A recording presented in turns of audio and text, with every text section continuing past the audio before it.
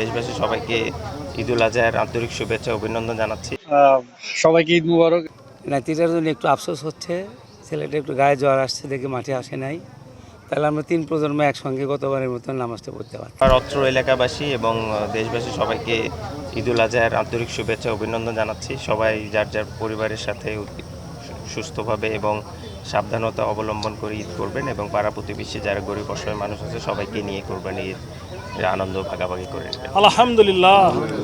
ইনশাল্লাহ আমাদের তো ঈদের পরে অস্ট্রেলিয়ার সাথে খেলা আছে ওয়ানডে আর T20, তো যারা খেলবে তাদের জন্য শুভকামনা। আর আমাদের ইনশাল্লাহ সামনে আরও অনেক বড় বড় খেলা আছে, জিম্বাবুয়ের সাথে অস্ট্রেলিয়ার সাথে গিয়ে টেস্টও খেলা আছে। তো আমি আশা করি আপনারা সব সময় যেভাবে বাংলাদেশ টিমের পাশে ছিলেন ওইভাবে এখনও থাকবেন এবং দোয়া করবেন। বাংলাদেশ তো অবশ্যই, আমি মনে করি শহীদ চান্দু স্টেডিয়ামের উইকেট যদি বলেন বাংলাদেশে one of the best wicket. তো আমি মনে করি এরকম ভালো উইকেটে অবশ্যই খেলা হওয়া উচিত এবং আমি আশা করছি যে এখন সংস্কারের কাজ অলরেডি শুরু হয়ে গেছে। আমি মনে করছি ইনশাল্লাহ ইন্টারন্যাশনাল খেলা হওয়ার জন্য যেটা ন্যূনতম ফ্যাসিলিটিস দরকার সেটা যদি হয়ে যায় ইনশাল্লাহ তাহলে অবশ্যই আবার নেক্সট টাইম আবার ইন্টারন্যাশনাল খেলা চালু হবে শহীদ চান্দু স্টেডিয়ামে। সবাই জানেন একমাত্র ইচ্ছাটা তো আমরা পাই না।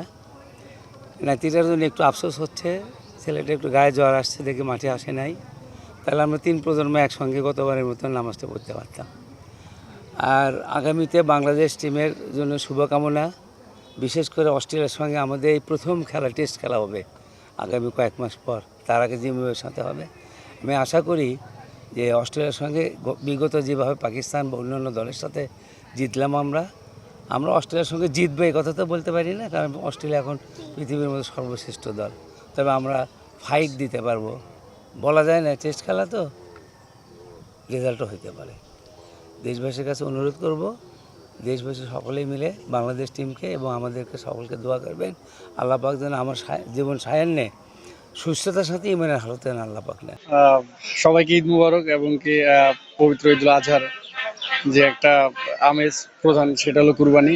আল্লাহ তাআলা যাতে সবার কুরবানিটা সন্তুষ্টিভাবে গ্রহণ করেন এই দোয়া করব। এবং ঈদের সময় আমরা তো বেসিক্যালি রমজান ঈদের নামাজের পরে বাসায় গিয়ে বের হই, বাট কুরবানি ঈদ তো জানেনই একটা কুরবানির পরে সবাই কাটা নিয়ে তারপর বন্টন নিয়ে ব্যস্ত থাকে। তো এইভাবে আর কি ঈদটা হলো আপনার হলো যেভাবে হাদিসে আছে যে 3 ভাগের 1 ভাগ। সো আমরা এইভাবে একটা ভাগ নিয়ে এক ভাগ আত্মীয়কে দেই আর একটা ভাগ হলো সমাজে রেখে দিই।